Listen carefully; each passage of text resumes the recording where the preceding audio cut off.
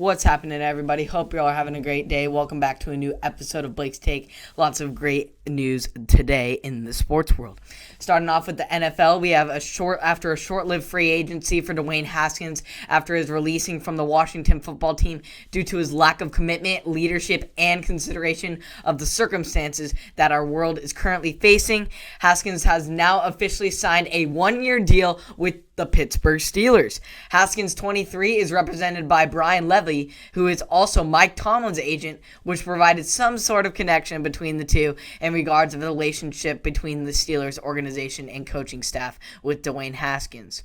With his signing, the Steelers signal that they are focusing on the future without quarterback Ben Roethlisberger either this year or soon after. The likely future Hall of Famer, of course, has 1 year left on his contract, but he hasn't yet determined his future with the team. After the Steelers' wildcard loss, Roethlisberger said he would pray about the decision and consult with his family. He added that if he decides to come back, he hopes that the Steelers also want him to return as well. With third-string quarterback Josh Dobbs hitting free agency in March, the Steelers are set to have Roethlisberger, Mason Rudolph, and Haskins on the roster for 2021, though Roethlisberger comes with a huge cap space with $41.2 million cap charge. So very key land for the Steelers in this one. Ultimately, they are planning for the future without quarterback Ben Roethlisberger in the anticipation for his retirement. Of course, Big Ben has done so much for the Steelers, bringing in 2 Super Bowls for the team. Just an incredible career by him, and by all means, he did great performing this year. He even got them to an 11-0 start, but their loss to the Browns and their lack of offense and defense chemistry right now, they got to get it back. There's a lot of young prospects on the Steelers team, and Ben is kind of carrying the weight of the old in the past, and the Steelers need to move on into the future, and they know Big Ben is going to part with them soon. So that is why I think Haskins is going to be a great pickup on the field wise. We've seen what he can do on the field, off the field with his problems, but it has looked like that he has thought long and hard about his past and is ready to move on in his career, looking to make his future much brighter and more successful than his past. So I'm thinking Haskins is going to be a great piece to this Steelers organization after Big Ben is either going to retire next year or in the very next couple of weeks, he'll announce it, along with the quarterbacks anticipation in Drew Brees and Ben Roethlisberger are anticipated to retire after a big news with the Philip Rivers retirement yesterday. So we'll see how Big Ben makes his decision, but the Steelers are in a very good spot if that does come upon them. As far as NBA, the Big Three in Brooklyn finally made their debut last night, but it didn't quite turn out how you would have expected. On Wednesday, in Kevin Durant, James Harden, and Kyrie Irving's first game together, and Irving's first game in over 2 weeks due to personal reasons, the Nets lost to the Cavaliers 147-135 in double overtime. Durant scored a team-high 38 points, and Irving added 37. Harden finished with another triple-double with his 21 points, 12 assists, and 10 rebounds. Durant said in a statement on playing with Irving and Harden, "It felt right. Felt perfect, actually. Felt like we belonged together. It felt like just joining together is going to be great fun. It was a tough start, especially it was up and down game for us. Would have liked to get the win, but we're going to keep moving and pushing." Coming into the night, the Cavaliers had the worst offensive rating in the NBA. But against Brooklyn, Cleveland shot over 51% from the field, including 50% from three-point range. Holy smokes. The Cavaliers ended the game on a 23-8 run. Brooklyn's fragmented play started early after the Nets took a double-digit lead in the first quarter, going 10 for 10 to start it. The Cavaliers went on a 17-0 run that stretched into the second to give them the 9-point lead before half. Harden didn't score his first points of the game, though, until the final minute of the first half. In a statement, "We had breakdowns all over the place," Nets coach Steve Nash said.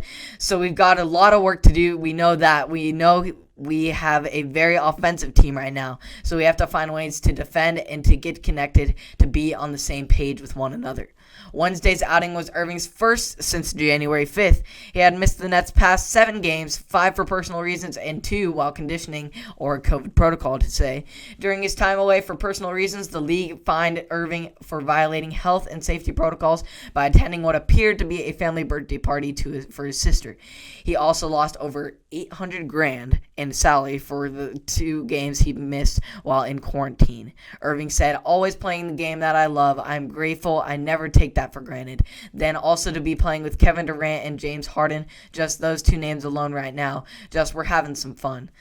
So tough loss and a tough beginning for the Nets, but you can see already that this team is starting to get the chemistry developing, and it's going to be just getting more exciting and more scary and lethal as the season goes on. Heck, it was their first game together, and KD and Kyrie scored 60 points by themselves alone, over 60 points by themselves. So that is just incredible chemistry there and incredible bonding that's going to happen. And defensively, they're just going to get more and more connected. And this is going to be a very, very Nets team. Very, very scary Nets team. As far as local sports, Larry Scott's 11-year run as the Pac-12 commissioner will end in June, the conference announced Wednesday night. In a statement, the conference said Scott will remain on the job until June 30th and assist in the transition. "We appreciate Larry's pioneering efforts in growing the conference by adding new competitive university programs and accelerating the Pac-12 to the television network, partly with the other conferences," said University of Oregon President Michael Skill, the chair of the Pac-12 CEO group. "At one point, our television agreement was the most lucrative in the nation, and the debut of the Pac-12 network helped deliver our championship brand to the U.S. and global markets on the traditional and digital platforms. That being said, the intercollegiate athletics marketplace doesn't remain static, and now is a good time to bring in a new leader who will help us develop our forward strategy going forward. I was in pro sports for 20 years. I've now been in college athletics for more than 10, and now it is a great time in my life to pursue other exciting opportunities," Scott said in a statement. "This moment when college athletics are moving in a new direction, and with the conference soon coming to the next round of media negotiations, it seems the right time to make a change." Scott, who is now 56 years old, was hired as the commissioner of what was the Pac-10 at the time in July 2009, after previously serving as the chairman of the CEO of the Women's Tennis Association. During his tenure, the conference expanded to include Utah and Colorado in 2011 and added a football championship game. Those additions helped secure a 12-year, $3 billion media rights deal with Fox and ESPN that set the standard for college sports at the time. The Pac-12 also agreed to equal revenue sharing for the first time under the new deal, but his time will largely be defined by the great and most impactful network that the Pac-12 has ever seen by establishing its own network in the Pac-12 network in 2012. So great career for Larry Scott and all that he has done for Oregon and Oregon State and just the Pac-12 as a whole through all the media deals and the establishment of the Pac-12, making it adding Utah and Colorado and getting the Pac-12 network going. And it has changed our local athletes and their respective programs immensely. So thank you, Larry Scott, for all that you have done for this community, and I'm looking forward to how our local athletic programs and the Pac-12 as a whole will continue after the immense impact you have had on the conference. Thank you so much, Larry Scott. You will be remembered forever. So thank you for all that you have tuned into Blake's Take this week. I hope you all had a great news in the sports world. Hope you enjoyed some brand new content, and I will see you all tomorrow. Have a great night.